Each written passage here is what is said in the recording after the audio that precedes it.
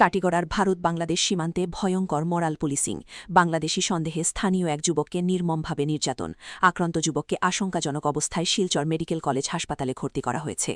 ঘটনাটি ঘটেছে গতকাল সোমবার রাত ৮টায়। সাদিরখাল বাজার থেকে সৈয়দপুরে বাড়ি ফেরার পথে বাজারের পাশের সেতুর কিনারে ইমরান হোসেন তাপাদার নামের যুবকের উপর বাংলাদেশি সন্দেহে আচমকা হামলা চালায় কতিপয় ব্যক্তি। ইমরানকে প্রচণ্ড মারপিট করে তারা। একসময় ইমরানের চিৎকারে দূর থেকে বিএসএফ জওয়ানরা ছুটে আসলে দুষ্কৃতীরা পালিয়ে যায়। সঙ্গে সঙ্গে প্রচণ্ড জখম ইমরানকে কালাইন হাসপাতালে নিয়ে যাওয়া হয়, কিন্তু তার শারীরিক অবস্থা পর্যালোচনা করে কর্তব্যরত চিকিৎসক ইমরানকে শিলচর মেডিকেল কলেজ হাসপাতালে পাঠিয়ে দেন। বর্তমানে তার অবস্থা আশঙ্কাজনক বলে জানা গেছে। মারাত্মক এই মরাল পুলিশিংয়ের ঘটনায় সীমান্ত এলাকায় চাপা আতঙ্কের সঙ্গে উত্তেজনা বিরাজ করছে।